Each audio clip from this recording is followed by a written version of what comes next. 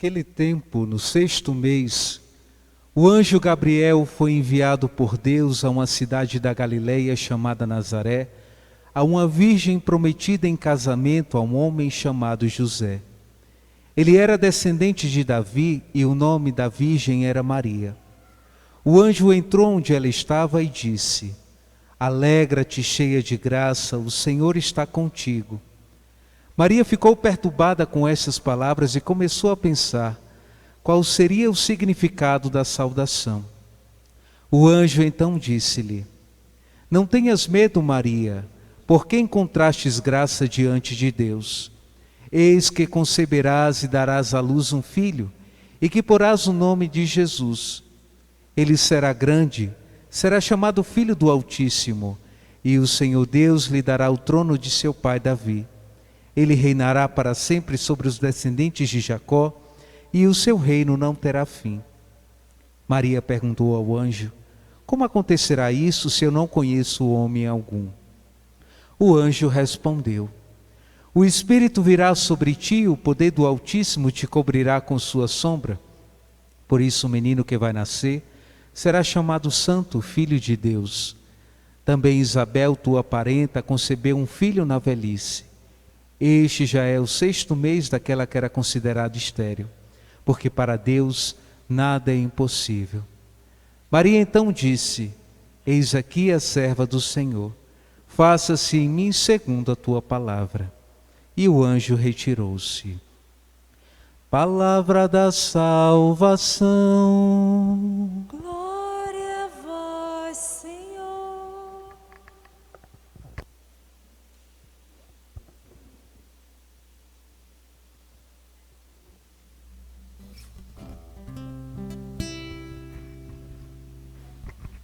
Reverendíssimo Padre José Alain, cura de almas desta igreja paroquial, a quem quero dirigir um sincero agradecimento. Um grupo de leigos quis viver este momento de consagração e o padre, como consagrado, prontamente abriu não somente as portas, mas o próprio coração. Nossa Senhora fosse de modo ainda mais fecundo a imperatriz desta paróquia. Eu, nesse sentido, parabenizo pela sensibilidade de entronizar a Virgem Mãe de Deus como rainha da paróquia de São José Operário, de um modo ainda mais enfático. Queridos irmãos e irmãs que vão se consagrar pelo método de São Luís Grion Maria de Montfort, que ao longo de tanto tempo tens preparado o vosso coração pelas formações, pela confissão, para viver este dia de uma entrega total e absoluta a Deus pelas mãos de Maria. Queridos irmãos e irmãs em nosso Senhor Jesus Cristo, que estão aqui na igreja ou que nos acompanham pelos meios de comunicação. Hoje nós estamos celebrando uma das maiores solenidades da Igreja Católica, a Imaculada Conceição de Maria. E esta é uma solenidade muito bela, porque ela traz consigo não somente um elemento dogmático, ou seja, um elemento que não pode ser questionado por um bom católico. Ela traz, sobretudo, ao coração do homem a certeza da redenção da natureza humana. E isso que nos revela é a própria liturgia. Entendamos, pois, a partir dela, o dogma da Imaculada Conceição de Maria. A primeira leitura nos trouxe do livro do Gênesis, um fato que aconteceu com Eva, a primeira mulher da humanidade. Eva, nós vimos, entrou num diálogo com a serpente que estava tentando a desobediência. Deus havia dito: olhem, eu criei para vocês todo este jardim, mas existe este fruto, o do conhecimento do bem e do mal, que eu não quero que vocês experimentem. E é evidente, a vontade de Deus é nobilíssima, sapientíssima, mas Eva, ouvindo a serpente, permaneceu num estado de tentação que certamente fez o seu coração vacilar. Porque, meus irmãos, Satanás, nós sabemos, é astucioso e sabe exatamente por onde entrar e em que brecha ir ao cerne do coração humano para realizar ali as suas obras luciferinas. E disse a Eva: veja, este Deus a quem você serve, Ele não quer que vocês conheçam o bem e o mal, porque se vocês comerem do fruto desta árvore, vocês serão como deuses. Como aquilo parecia tentador. Porque, meus irmãos, ser como Deus é não dever obediência a ninguém. Ser como Deus é não ter que obedecer norma de conduta nenhuma. Ser como Deus é trazer sobre as próprias mãos as nações, os impérios, a própria vida, a condução das próprias posses, de uma maneira ilimitadamente livre. E Eva, então, neste diálogo com a serpente, desobedeceu a Deus. É então que nós temos que lidar desde então com a triste realidade do pecado original. Esta inclinação que possuímos à concupiscência, esta inclinação que nós possuímos ao mal, aquilo que não é bom, que não é belo, que não é verdadeiro. Só que Deus precisava restabelecer com o homem uma outra relação, uma nova relação, porque Ele havia criado os seres humanos para que o mundo soubesse o que é o amor. Aqui está, portanto, meus irmãos e minhas irmãs, uma questão de amor, uma questão de amizade entre Deus e os homens, que fora rompida por causa do pecado, e Deus não estava satisfeito com o rompimento, apesar de Eva ter feito isso livremente, entre ele e a sua obra e a sua criatura. A segunda leitura nos disse então como foi que Deus planejou esta reconciliação. Era preciso que Ele se encarnasse, era preciso que Ele, Todo-Poderoso, Deus soberano, exaltado sobre os céus e a terra, viesse a este mundo não somente na condição de Deus, mas também na condição de homem, exceto no pecado, nos disse o texto. Embora fosse de divina condição, nos disse São Paulo, nós escutamos, Cristo Jesus não se apegou ociosamente ao fato de ser igual a Deus, porém esvaziou-se de sua glória e assumiu a condição de um escravo. Mas repare, o pecado entrou no mundo por meio de uma mulher. Satanás bateu a porta de Eva e o pecado entrou. Deus, sapientíssimo, bateu na porta da ave. Não era mais Eva, a pecadora desobediente, era a ave, obediente em todas as coisas ao seu Deus. Repare que no texto do Evangelho proclamado solenemente deste ambão, o anjo Gabriel entrou onde Maria estava e disse uma palavra que nos faz compreender de uma maneira profunda a Imaculada Conceição de Maria. Cheia do Espírito Santo, Maria disse: minha alma engrandece o Senhor, o meu espírito exulta de alegria em Deus, o meu Salvador, o meu Redentor. E aí então nós nos perguntamos: ora, se Maria teve e proclamou que Jesus era o seu Salvador, ela foi salva do pecado? Se Maria declarou, ela verbalmente, em Lucas no capítulo 1, a partir do versículo 52, que Deus era o seu Salvador, necessariamente pecadora a Virgem Maria. E é então, meus irmãos, que a leitura que nós fazemos é outra, a verdadeira leitura.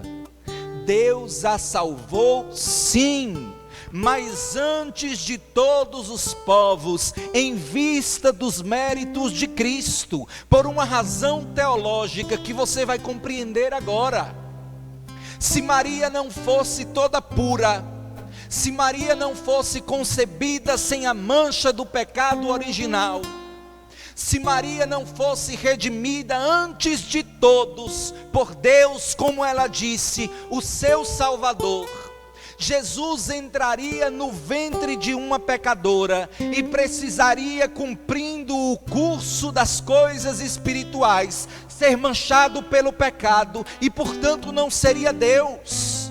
Ou seja, Deus salvou Maria em vista dos méritos de Cristo, porque Ele é Salvador de Maria, mas Deus Pai não pode ser Salvador de Deus Filho. Por isso a preservou do pecado, em vista de Jesus. Até aqui, nós falamos desde uma perspectiva, digamos, negativa. Deus que preservou Maria, Deus que livrou Maria, que blindou Maria no ventre de Santana, a sua mãe, para que não houvesse nela mancha de pecado algum, para que ela fosse a nova ave, diferente da Eva do Antigo Testamento. Ainda em Lucas, em versículos anteriores, na própria anunciação, nós encontramos o mais positivo dos elementos. Ela não somente foi concebida sem pecado, como não cometeu pecado algum durante a sua vida. E como nós descobrimos isso? Ave Maria Dominus Tecum. Ave Maria, o Senhor é contigo. Benedictus fructum ventris tui, Jesus. Bendito é o fruto do teu ventre, Jesus. Ave Maria, gratia plena. Atenção, na nossa tradução nós dizemos Ave Maria cheia de graça. O latim diz Ave Maria gratia plena, plena da graça, transbordante da graça, sem espaço para outra coisa que não graça. O Senhor olhou para ti e fez-te, mulher, a criatura mais plena de toda a humanidade. Tu és pleníssima em graça. Não há em Maria espaço para pecado, porque Gabriel disse de uma maneira, meus irmãos e minhas irmãs, inspirada, diretamente enviada pelos céus: és plena da graça de Deus. Não houve nem antes e nem depois pecado na vida de Maria. Criatura salva antes do mundo inteiro, em vista dos méritos de nosso Senhor Jesus Cristo. Aplauda a Imaculada Conceição de Maria. Nela o que devemos ser: santos, irrepreensíveis. Depois, alguém poderia nos dizer: mas padre, a Bíblia diz que não há outro mediador entre Deus e os homens, a não ser Jesus Cristo. Como é possível que nós encontremos em Maria uma mediação para esta graça? E a compreensão eu vou dá-la com muita clareza a partir de um elemento analógico, análogo, melhor dizendo. Jesus é certamente a escada que desceu para salvar a humanidade. Jesus, para ter acesso ao homem, volto a São Paulo, esvaziou-se de sua condição, assumiu a nossa para nos salvar, de um modo humilhante inclusive. Ele desceu por uma escada, mas precisou passar por uma porta. Gabriel bateu na porta. Maria, tu aceitas ser a mãe do Redentor? Maria, aceitando, abre as portas para que Deus, que desceu das escadas dos céus, entre neste mundo. Nós, para subirmos as escadas, que é Jesus, o mediador entre Deus e os homens, batemos na porta de Maria e rezamos com Gabriel: Ave gratia plena, Dominus tecum, benedicta tui mulieribus, et benedictus fructus ventris tui, Jesus. Ora pro nobis, roga por nós. Abre as portas para que subamos as escadas da mediação de Deus, o Todo-Poderoso, que se encarnou por meio do teu ventre. E a razão, meus irmãos, está numa questão lógica, dita por São Paulo a Timóteo. Deus, porque é Deus, não muda o seu proceder. Se salvou a humanidade, vindo através do ventre de Maria, continua a salvar a humanidade, fazendo com que nós sejamos gerados no ventre da Mãe de Deus e entremos nos céus pelas portas que ela abre para nos dar acesso à escada que nos elevará um dia à glória dos céus. Caminho acertado, o de São Luís. E então, que quero me dirigir àqueles que decidiram viver de um modo mais profundo, viver de um modo mais entregue, viver de um modo escravo às virtudes da Virgem Maria. São Luís, no tratado, vocês certamente estudaram antes de se decidir pela consagração, disse que aquele método causaria em qualquer lugar muita fúria a Satanás, e profetizou que tudo que escrevera no tratado seria posto num baú. Só que ele não esperava que por tanto tempo. Os seus escritos ficaram durante 130 anos escondidos num baú. Foi então que um monfortino, procurando escritos antigos do seu fundador, encontrou esta preciosidade que por anos ficava escondida. Qual é, pois, a nossa função? Depois de Satanás ter escondido o método, nós revelaremos ao mundo o método, na contramão do diabo. Mas atenção, vocês estão se alistando num exército. E quando nós nos alistamos num exército, nós não nos alistamos para brincar. Ninguém se alista num exército para passar férias num campo de guerra, porque eu imagino que um campo de guerra é uma realidade infernal. Hoje pela manhã, quem acompanhou o meu Instagram viu,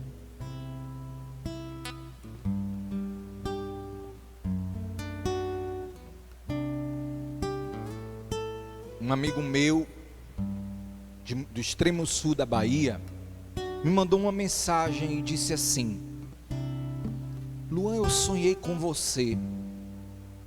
Posteriormente até me ligou.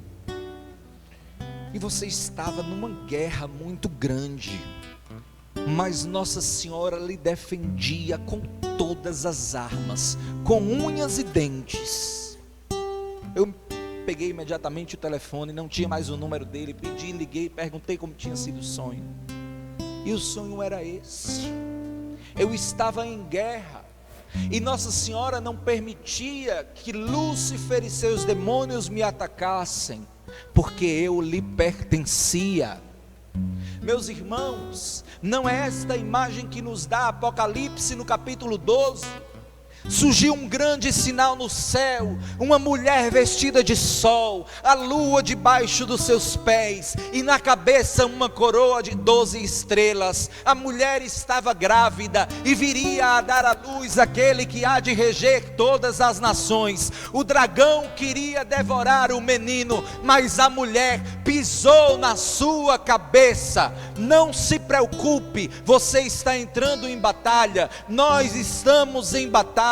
Nós estamos em um tempo no qual Satanás quer atacar a sua igreja, por meio dos escândalos, por meio de homens e mulheres que são infiéis, por meio de cristãos que não colaboram na justificação do reino de Deus, que nos é dado por Jesus através da sua encarnação. Mesmo assim, no dia da batalha final, Nossa Senhora, revestida de sol, com a lua debaixo dos seus pés, vencerá o grande dragão. E a questão que nós precisamos nos perguntar no dia da Imaculada é: de que lado eu vou estar? Do exército da mulher ou no exército de Eva?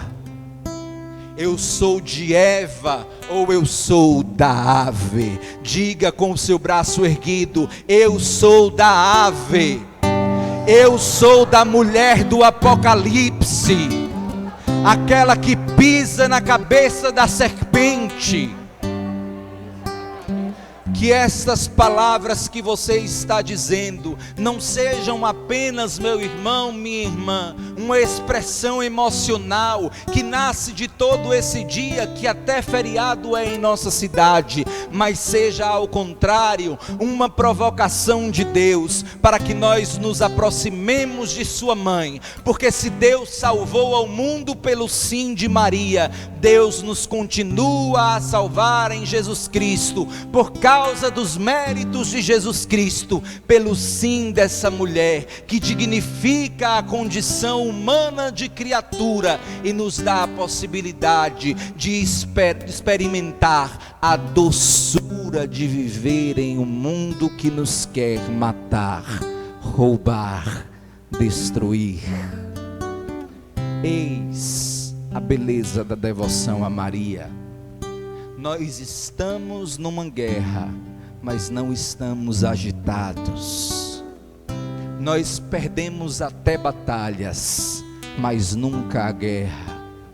Nós somos tomados de medo, mas nunca de desespero, porque existe uma criatura a quem nós nos entregamos, que nos colocará como filhos nas mãos de Jesus e nos elevará à condição de criaturas que, entregues nesta vida em suas mãos, reinarão com Deus, com os seus santos e anjos para sempre. Amém.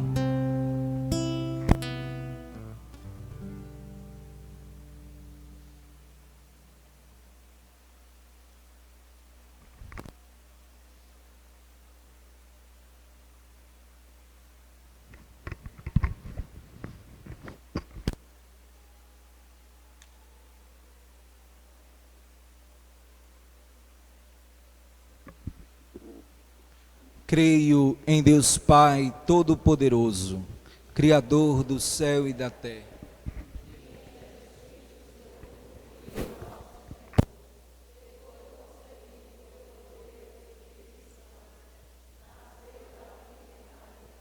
Padeceu sobre Pôncio Pilatos, Foi crucificado, morto e sepultado, desceu à mansão dos mortos, ressuscitou ao terceiro dia, subiu aos céus, está sentado à direita de Deus